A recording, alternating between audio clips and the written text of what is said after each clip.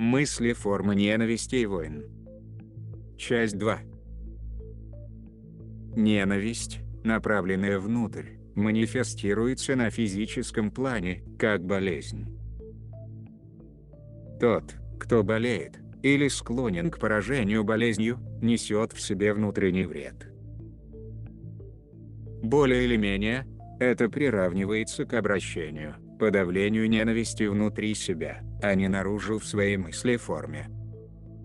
Как правило, люди, склонные к внутренней ненависти, привлекут партнера, или возлюбленного, или будут рождены у родителей, у которых ненависть проявлена внешним образом.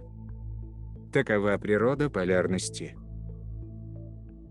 Однако ненависть, обращенная наружу, может не выражаться физически, и такие люди, возможно, покажутся любящими и замечательными в своей личности.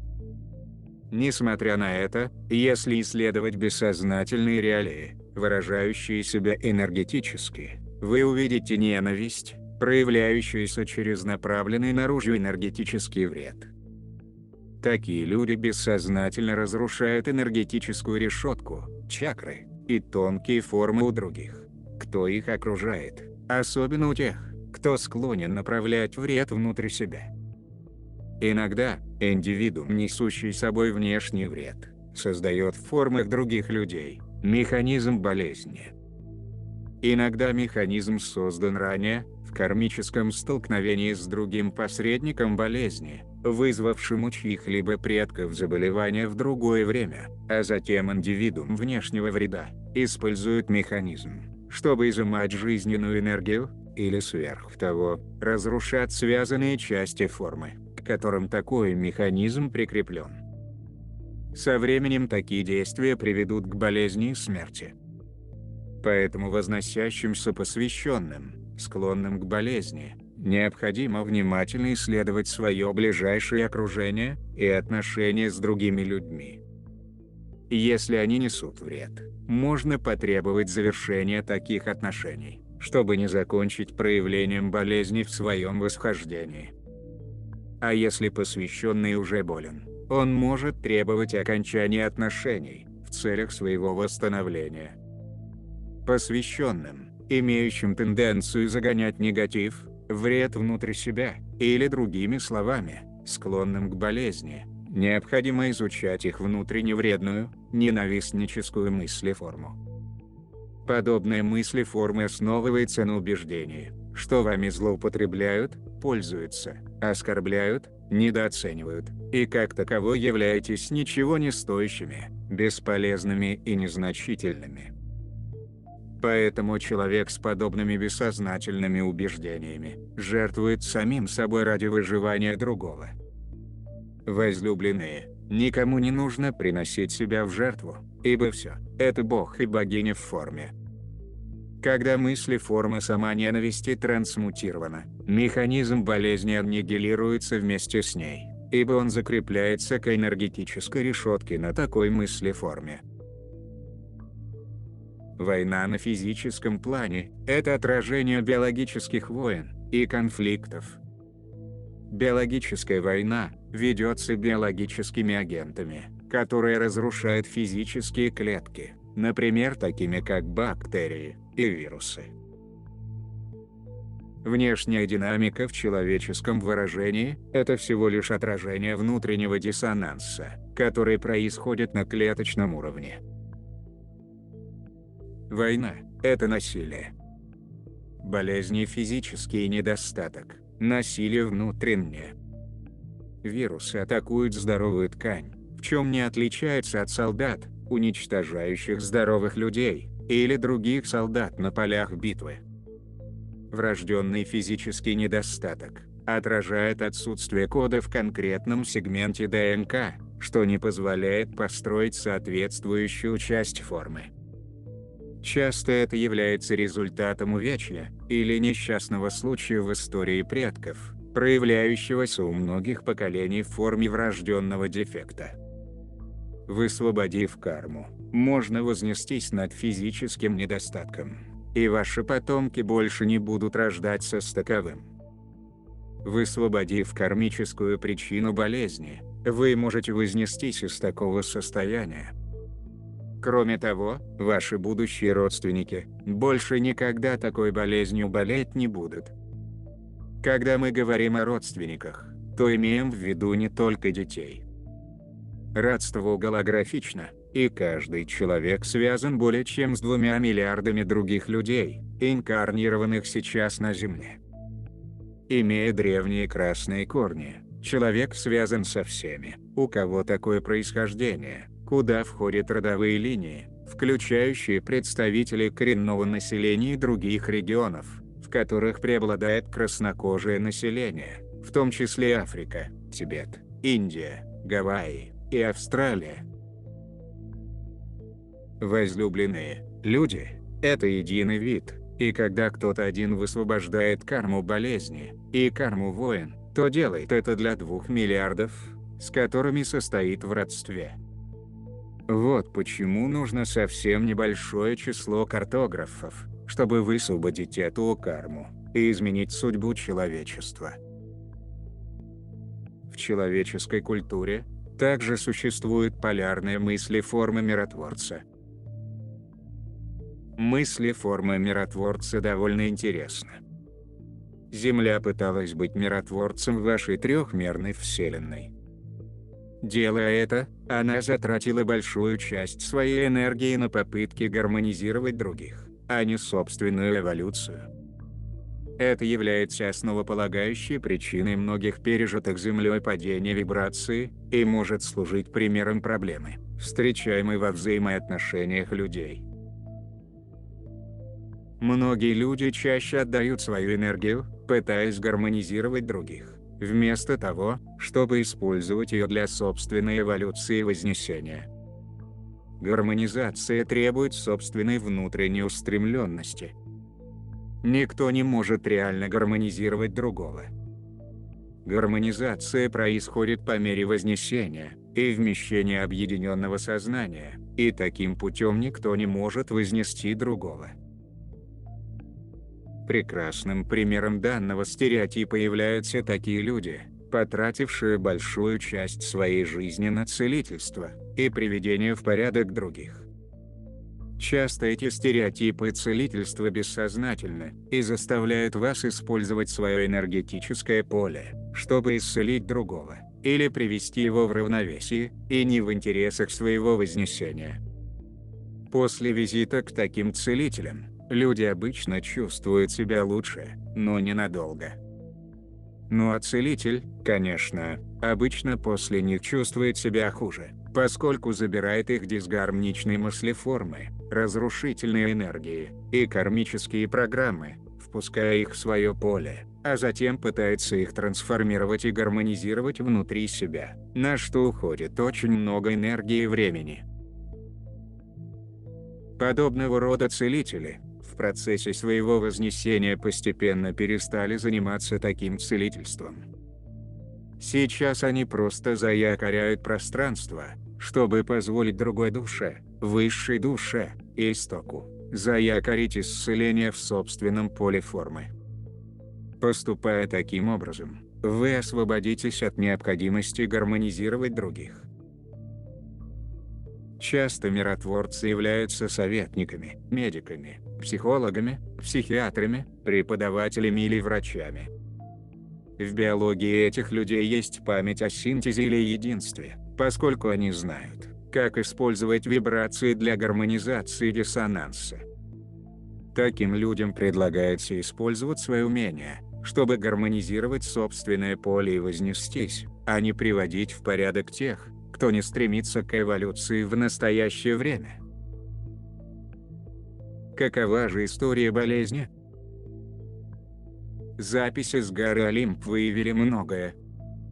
Например, плеядианская раса пришла с языком, несущим в своем выражении насилие. Насилие – это любое действие, нарушающее поле, или управляющее им, враждебным вредоносным образом. Плеядианская раса вошла в разрушительную мыслеформу, энергетически разрушающую чужое поле, энергетический поток.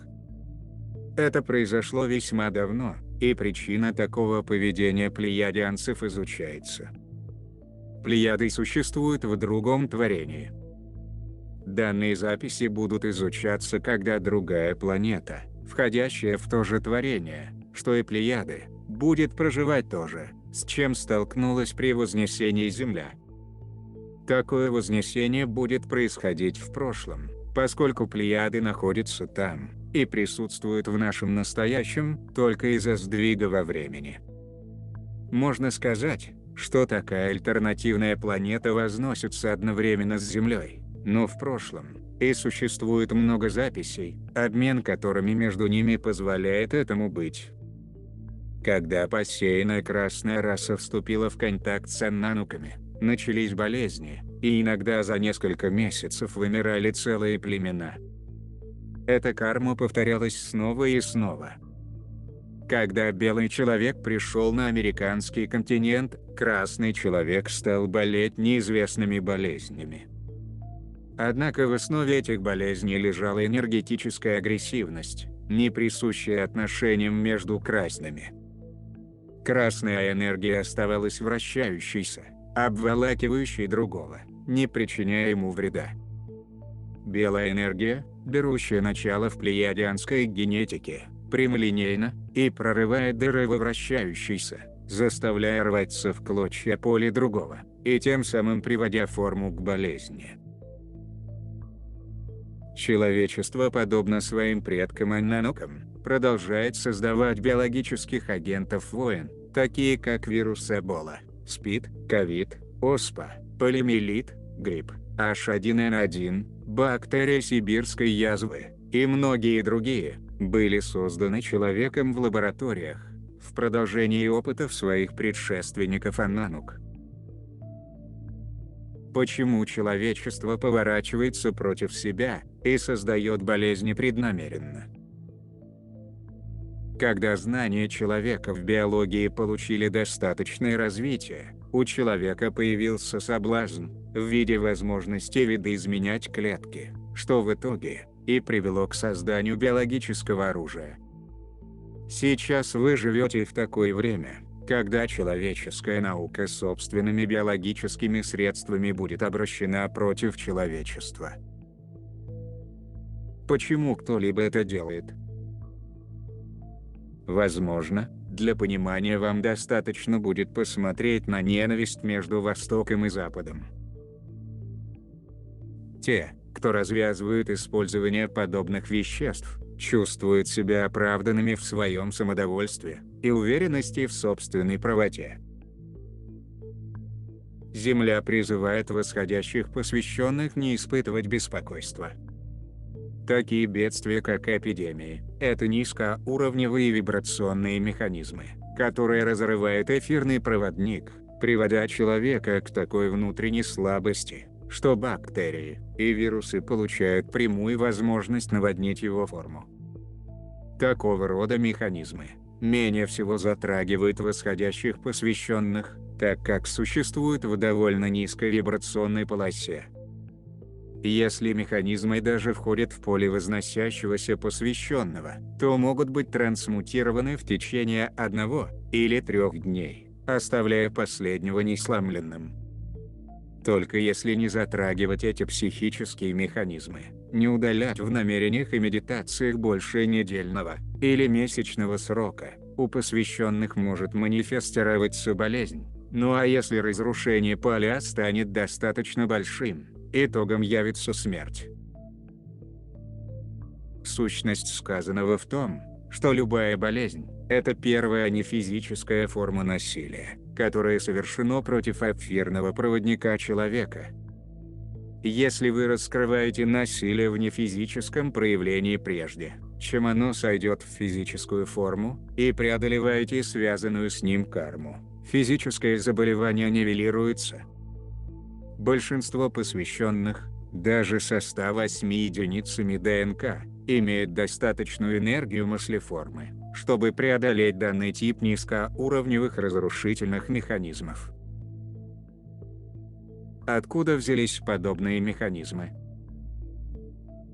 Такое насилие организовано ложным вмешательством, которое по-прежнему действует через невосходящих людей вследствие генетических соглашений. Со стороны ложного вмешательства это не последнее усилие разрушения, которое должно вести к вымиранию всего человечества. Впрочем, это должно привести лишь к вымиранию тех, кто не является восходящим, поскольку люди, поднявшие свою вибрацию до необходимого уровня и выше частотной полосы, в которой происходит дробление поля, не будут затронуты. Поэтому мы советуем возносящимся посвященным не впадать в панику и страх, не носить панцирь защиты днем и ночью. Мы также предлагаем возносящимся не отходить от планов своего пути. Возлюбленные, вы находитесь здесь, чтобы служить доказательством жизни, существующей вне страха. Возможно, сейчас такая жизнь более чем когда-либо поддержит здоровое существование, будучи способной показывать другим, кто готов пробудиться, что нет необходимости уступать страху, а лишь только жить собственной жизнью, как руководимый изнутри своей душой, высшей душой, и истоком, вместе с Матерью Землей и царствами природы. Увы, в ближайшие грядущие времена очищения, многие невосходящие люди уйдут с физического плана. Почему такое сворачивание настолько важно?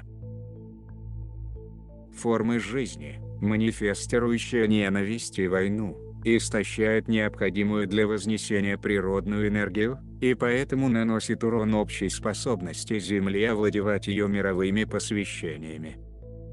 Поэтому делается то, что необходимо сделать, для того, чтобы обеспечить восхождение целого. И когда достаточно много людей овладеет уровнем эволюции бодхисаттвы, на Землю сойдет мир, так как вмещенный на биологическом уровне, внутренний мир, отразится во внешней реальности во всех человеческих отношениях. Увы, подавляющее большинство реального биологического человеческого вознесения так и не началось, поскольку греза для такого разворота мировых событий была рассеяна вне грезу. Все это было устранено. Однако, очищение, несмотря ни на что, должно продвигаться дальше, и оно будет далеко не легким. Для того, чтобы быстро рассеивать остатки препятствующего влияния, будут продолжать вспыхивать войны. В грядущее время, в результате войн, эпидемий и природных событий, может иметься такое обилие одиноких людей, что возникнет потребность в единении и поддержке друг друга. Такие люди в конечном счете будут учиться заботиться друг о друге. Большей частью это будут молодые люди, которые продолжат существовать внутри фотонного пояса в этой четверти столетия, для того, чтобы следовать дальше. Тем не менее, они будут более резонансными и желающими охватывать изменения с большей легкостью, чем большинство взрослых. Поэтому такое обстоятельство может оказаться полезным для вашего вида. Мы передаем вам информацию о человеческой грезе, которую видим сходящей на физический план для человеческого вида. Человечество само вызывает коллективную грезу для себя. Эта греза могла быть совсем иной, однако это требовало бы больше выраженных по всему миру намерений к другому будущему. Увы, имеет место недостаток сознательных восхождений и выраженных намерений к изменению в будущей грезе для человечества в целом. Поэтому, основная греза подчинена тому, что все направляет карма, а не сознание непосредственно возносящихся людей, поскольку для изменений требовалась более мощная сила, чем то количество, которое пробудилось для этой задачи в настоящее время. В прошедшем и текущем десятилетии, вознесение, наконец-то, охватило тех из вас, кто настроен к нашей работе, вместе со многими имеющими врожденную аборигенную форму. Однако цикл очищения больше не может откладываться, и факт наличия некоторого количества человеческих вознесений уже несет в себе гарантию выживания вашего вида в течение следующей фазы мировой и солнечной эволюции. Коллективное сознание человеческого вида притягивает войну на физический план в результате коллективного желания воевать. Всегда существуют многочисленные вероятные грезы для будущего, что касается каждого человека, и всего человечества в целом, коллективного человечества. Человечество привлекает к себе будущее, которое в наибольшей степени с ним резонирует. В данное время с коллективным сознанием человечества резонирует война. Почему именно так? Война – это результат коллективного человечества, предпочитающего не признавать собственную разрушительную мыслеформу, и выдвигающего такого рода диссонанс разыгрываться повсеместно в некоторых регионах Земли. Земля пребывает в процессе плетения новой грезы для человеческого вида такой, в которой каждый должен взять ответственность за свою разрушительную мыслеформу, а не проецировать таковую как коллектив на отдельные регионы, вызывая военные и гражданские восстания. При этом, потребность воевать будет охвачена на индивидуальной основе и прекратит отражаться на сторону, в качестве мировых инцидентов. Земля подошла к такому изменению в человеческой грезе. На входе Землей в самые последние звездные ворота, человеческая греза была соткана заново, тем самым обеспечивая импульс к новой мировой директиве, вынуждающей коллективную потребность воевать, перенаправляя таковую в отдельную реальность каждого человека, поддерживающего мыслеформу конфликта и противостояний. Не так давно, присутствующее на Земле сознание древнего вымершего вида мамонтов помогло раскрыть записи, пролившие свет на стоящую за войной в Ираке карму, которая происходит в результате войны между Иннана и Мердуком около 32 тысяч лет назад. Данная карма могла быть выдвинута на миллионы людей по родословной, связанных с Иннаной, и на миллионы других людей, связанных с Мердуком, без разворачивания коллективной войны, необходимой, чтобы погасить долг. Когда карма войн Иннана и Мердука передается всем вмещающим их наследственность индивидуумам, она заставляет каждого из них на собственном пути жизненных реалий манифестировать свою личную войну с другим человеком. Некоторыми примерами того, как проявится личная война между представителями наследственности Иннана и Мердука, могут быть правовые баталии, или трудный развод, или схватки на работе, или крайние конфликты между членами семьи, или сражения между друзьями, или несчастный случай, и даже убийства, произошедшие между связанными с такой наследственностью людьми. Каждая из таких манифестаций уладила бы часть кармы определенного отрезка времени очень длинной войны, в которой Иннана и Мердук участвовали в своих длинных жизнях. Мердук и Иннана продлили свои жизни до 18 тысяч человеческих лет. Война между ними длилась от начала и до конца 2500 человеческих лет, и завершилась ядерным холокостом. В настоящее время люди с родословными Мердука и Иннаны в лучшем случае наследуют лишь малую часть кармы, и приблизительно лишь 18% носителей данной наследственности удерживают карму, связанную с войной в конце их жизней. Следовательно, требуется множество людей, чтобы очистить карму за целый период 2500-летней войны между Мердуком и Иннаной. А потому в грядущие годы многие люди вследствие такой кармы создадут личный кризис в своей жизни. Некоторые восходящие, возможно, уже сейчас создали на основе этой кармы личный кризис. Если бы карму 2500-летней войны не сместили на миллиарды людей, хранящих данную наследственность, то ядерное уничтожение стало бы неизбежным. США продолжили бы завоевывать и разрушать каждый народ, пока те не возымели бы достаточный ядерный арсенал и использовали бы свои бомбы, создавая ядерное опустошение. Поэтому, перевод войн в личной жизни людей соответствующей наследственности, настоятельная потребность избежать ядерного холокоста в будущем, и производиться как необходимость, по оценке Земли. Поскольку все, кто связан по родословной с Мердуком и Инанной, улаживает всю военную карму через опыт личной вендетты, то вся мировая карма этого инцидента уплачивается и закрывается. При этом может высвобождаться гораздо менее разрушающим способом и без выраженного в войне крайнего насилия. Ваша современная цивилизация, третья, поднявшаяся после эпохи Аннануков. Каждая из них вырастала и разрушала себя в ядерном холокосте, так же, как предшествующая. В течение долгого времени было опасение, что человеческая карма приведет к еще одному ядерному уничтожению. В действительности, имеющаяся с древних времен карма ядерного уничтожения уже разыгралась в текущих реалиях. Эта карма эквивалентна тому, что когда-то давно произошло между Инанной и Мердуком, и привело к двум взорванным на Земле ядерным бомбам.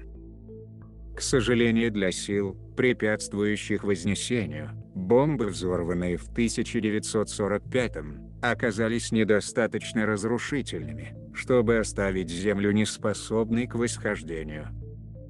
Поэтому эти силы попытались восстановить грезу, которая в свое время привела ко Второй мировой войне, и надеялись задействовать аналогичный стереотип путем планирования Третьей мировой войны.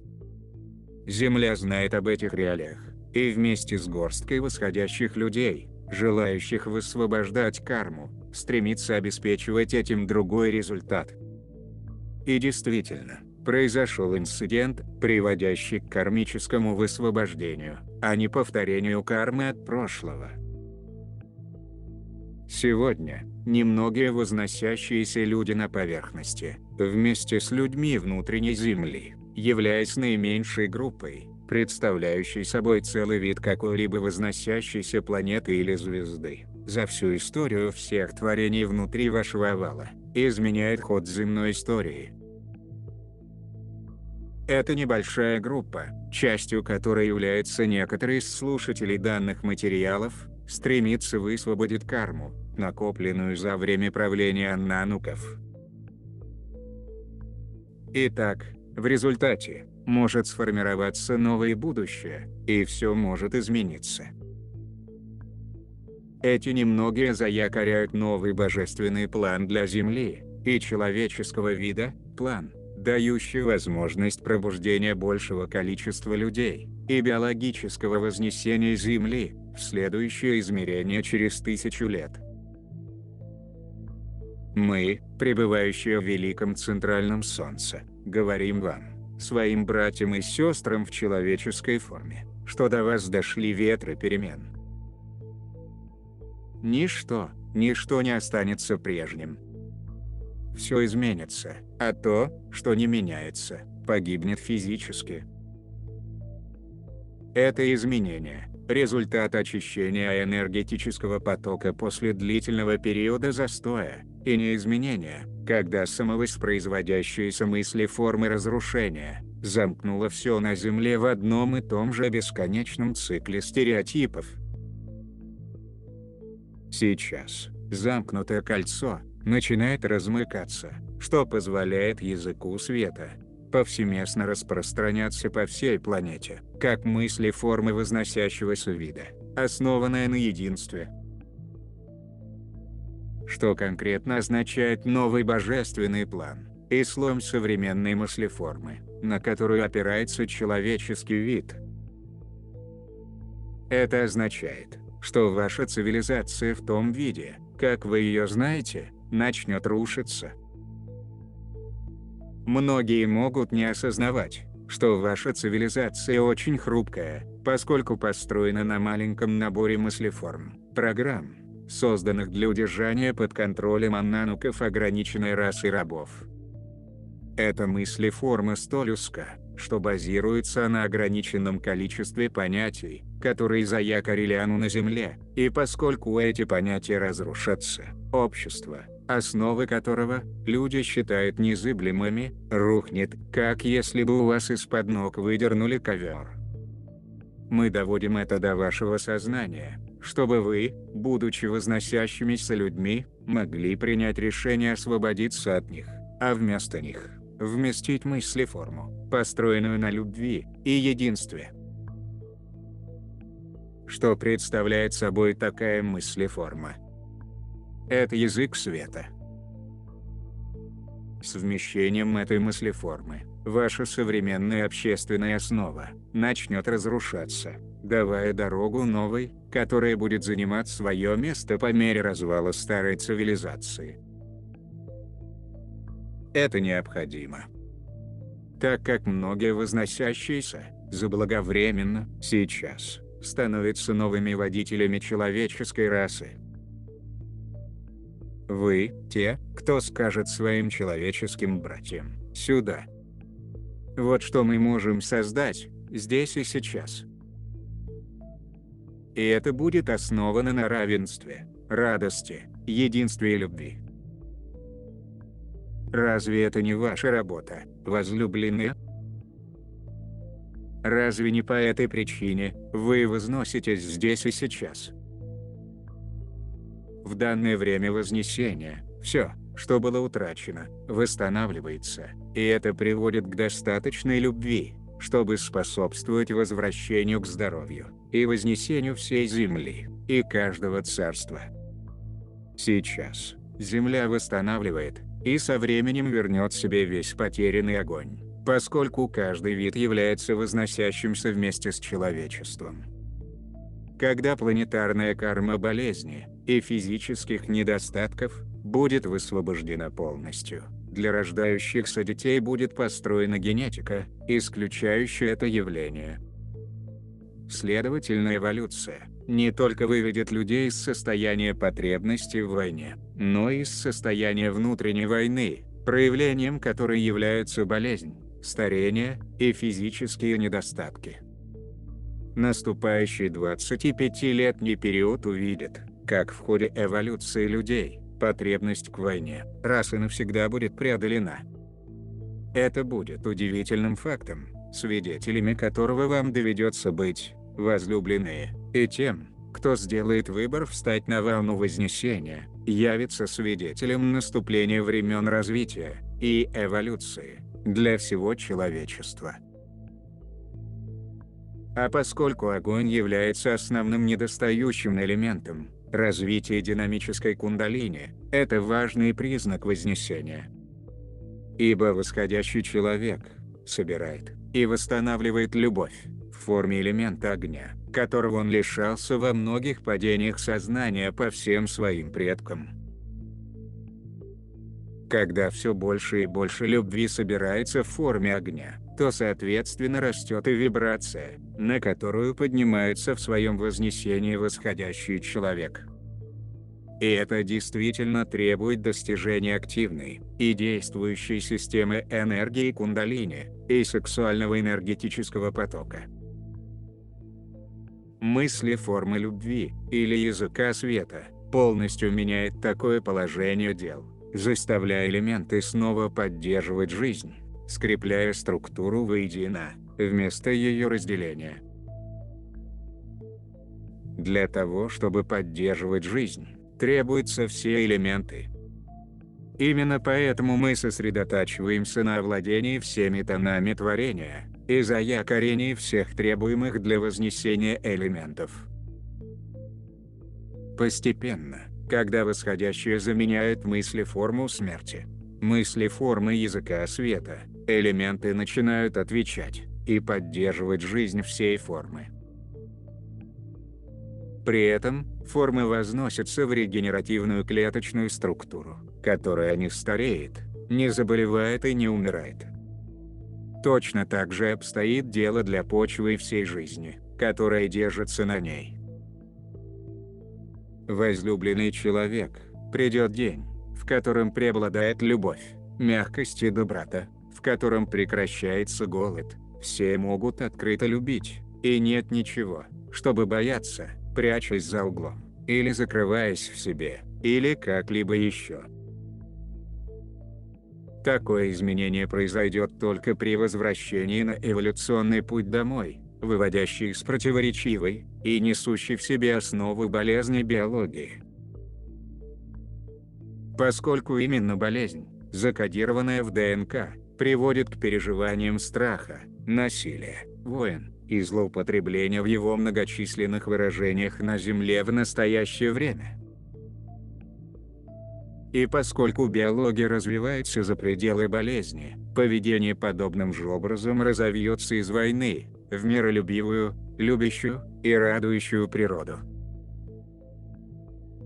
Так обстоит дело для человечества, так же это и для природы всех ее видов. Мы надеемся, что эта информация была полезной для вашего индивидуального пути вознесения. Благодарим всех, кто участвует в вознесении.